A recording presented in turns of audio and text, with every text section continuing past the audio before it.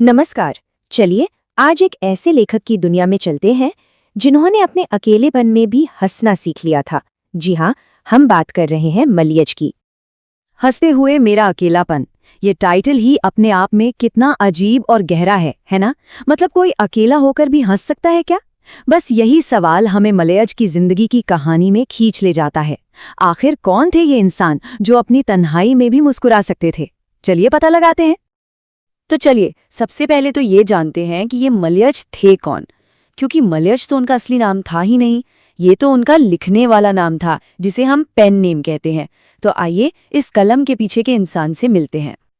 मलयज का असल नाम था भरत जी श्रीवास्तव। उनका जन्म 1935 में उत्तर प्रदेश के आजमगढ़ जिले के महुई गांव में हुआ था। और देखिए, उनका जीवन कोई बहुत लंबा नहीं था। सिर्फ 47 साल की उम्र में 1982 में वो इस दुनिया से चले गए।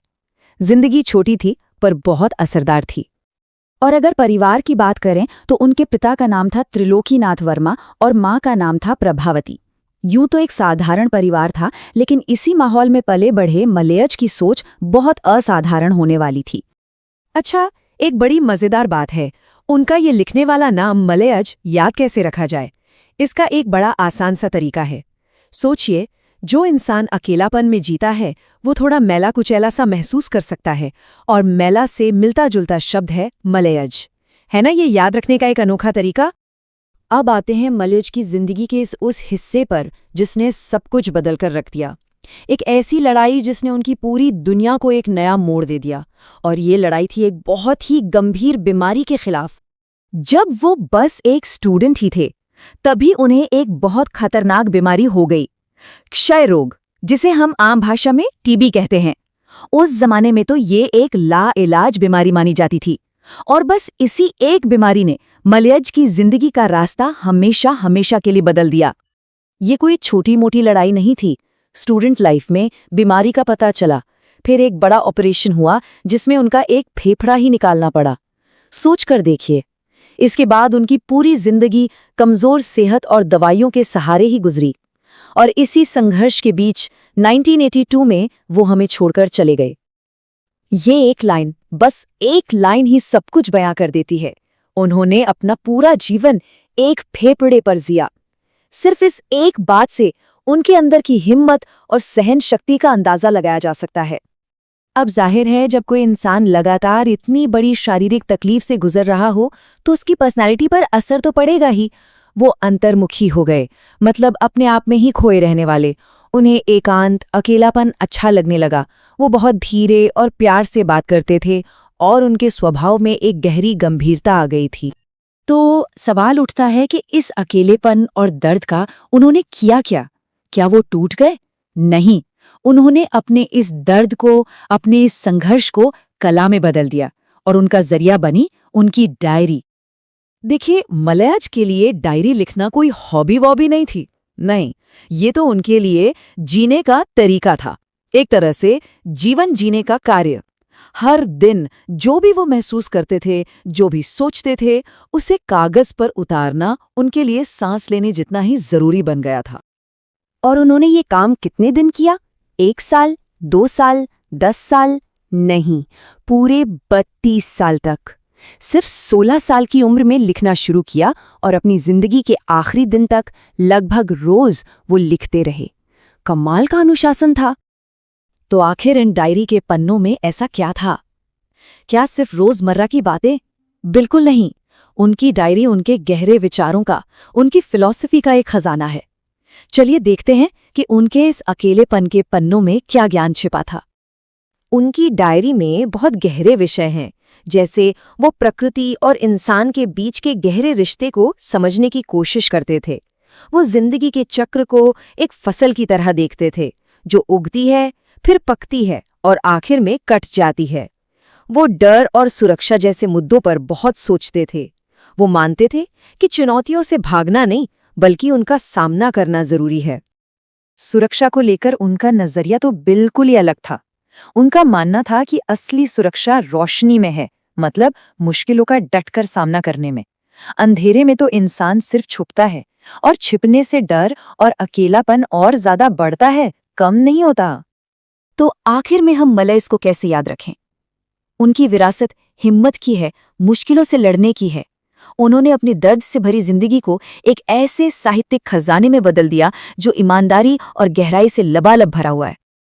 और अगर उनके पूरे जीवन और उनकी डायरी का सार एक लाइन में निकालना हो तो वो शायद ये होगा, इंसान को खुला, ईमानदार और विचारशील होना चाहिए। यही वो बात है जो उनकी हर लिखाई में झलकती है। मलयज ने अपनी डायरी से हमें जिंदगी को गहराई से देखना सिखाया। ये हमें सोचने पर मजबूर करता है ना कि अगर किसी की अपनी जिंदगी एक डायरी हो तो उसका टाइटल क्या होगा। इस सवाल पर कभी सोचिएगा जरूर। तो चलिए आज बात करते हैं आधुनिक हिंदी साहित्य की एक बहुत ही कह सकते हैं निजी और गहरी रचना के बारे में। हंसते हुए अकेलापन, ये टाइटल ही अपने आप में कितना अजीब है ना। मतलब कोई हंसते हुए अकेला कैसे हो सकता है? ये तो बिल्कुल दो अलग अलग बातें हैं। तो इस पहेली को सुलझाने के लिए हमें सबसे पहले उस इंसान को समझना होगा जिसने ये डायरी लिखी है, यानी कि मलयज को। तो शुरुआत करते हैं लेखक से ही, क्योंकि उनका जीवन ही उनकी राइटिंग को समझने की असली चाबी है। तो मलयज, जिनका असली नाम था भरतजी श्रीवास्तव, वो मॉडर्न हिंदी लिटरेचर की एक बहुत बड़ी आवाज थे। लेकिन उनकी जिंदगी एक लगातार चलने वाले एक गहरे संघर्ष का दूसरा नाम थी। और सबसे दिलचस्प बात बताए क्या है, वो ये कि उनकी ये जो शारीरिक सच्चाई थी, इसी ने दुनिया को देखने का उनका नजरिया बिल्कुल अनोखा बना दिया। मतलब अपनी ऐसी हालत के बावजूद मलयज अपने आसपास की दुनिया को बहुत ही गहरी और संवेदनशील नजर से देखते थे। वो रोजमर्रा की चीजों में भी ना गहरे मतलब ढूंढ लेते थे। जैसे रानीखेत में लिखी अपनी एक डायरी एंट्री में वो बताते हैं कि कैसे एक मिलिट्री कैंटोनमेंट बनाने के लिए पेड़ों को काटा जा रहा था, और वो उसे सिर्फ लकड़ी के लट्ठों की तरह नहीं देख रहे थे। नहीं, उन्हें ऐसा महसूस हो रहा था जैसे पूरी प्रकृति का एक सामूहिक दुख हो, मानो वो सारे पेड़ एक ही आवाज में रो रहे हों, चीख रहे हों। फिर कई साल बाद दिल्ली में उनका ध्यान जाता है एक छोटी सी बच्ची पर जो सेब बेच रही थी। और जानते हैं, वो उस बच्ची में सिर्फ एक सेलर को नहीं देखते, उन्हें उस बच्ची में कहीं ना कहीं अपनी ही झलक दिखाई देती है। एक नाजुक सा शरीर जो हर रोज जिंदगी से लड़ रहा है। वो उसकी कमजोरी को भी देखते हैं और साथ ही उसकी जीने की जिद को भी, और दोनों को बहुत गहराई से महसूस करते हैं। तो बाहर की दुनिया पर उनकी ये जो पैनी नजर थी ना, वो असल में उनके अंदर जो उथल-पुथल चल रही थी ना, उससे बहुत गहराई से जुड़ी हुई थी। अपनी एक एंट्री में वो बताते हैं कि कैसे वो एक चिट्ठी का इंतजार कर रहे हैं, और उस इंतजार में जो एक जबरदस्त बेचैनी होती है ना, वो कैसी होती है। चिट्ठी जो पूरे दिन नहीं आती। और इस एहसास को वो इतने कमाल के तरीके से बताते हैं कि ये फीलिंग ऐसी है जैसे किसी शब्द के बीच से एक अक्षर गायब हो जाए और पूरे शब्द का मतलब उसका वजूद ही शक के घेरे में आ जाए। बिल्कुल वैसी ही एक बेचैनी। तो ये जो डर था, ये कोई एक दिन की बात नहीं थी। ये तो एक परमानेंट साथी जैसा बन गया था। और ये डर आता कहाँ से था? उनकी अपनी शारीरिक कमजोरी से, और अपनों के लिए जो गहरी चिंता होती है, वहां से। तो सवाल ये उठता है कि आखिर इस सारे दर्द को लिखने का मतलब क्या था? क्या मकसद था उनकी इस डायरी का? उनके लिए डायरी कोई भागने की जगह नहीं थी, बिल्कुल नहीं। उनका मानना था कि असली सेफ्टी सच्चाई से छुपने में नहीं, बल्कि उसका डटकर सामना करने में है। उनके लिए यह डायरी सिर्फ डायरी नहीं थी, ये थी मेरे कर्म की साक्षी, मतलब एक गवाह उनके कामों का। रोज की सच्चाई को दर्ज करना, यही उनके लिए अपने होने का, अपने वजूद का सबूत था। ये जिंदगी की सच्चाई को सिर्फ सहना नहीं था, बल्कि उसे लिखकर एक शक्ल देना था। तो लिखना ही उनका लड़ने का तरीका था।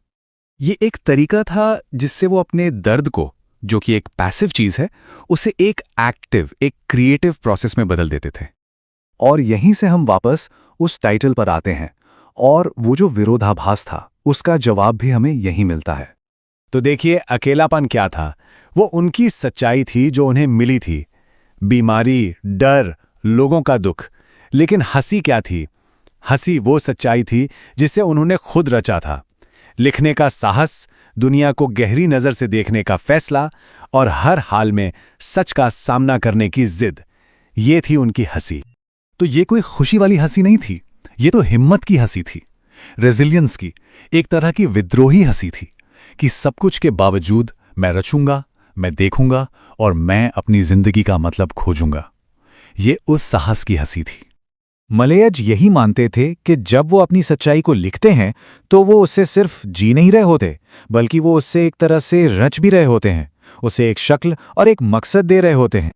तो मलयज हमें एक बहुत ही जबरदस्त आइडिया के साथ छोड़ जाते हैं कि इंसान यथार्थ को सिर्फ जीता नहीं है, वो यथार्थ को रचता भी है।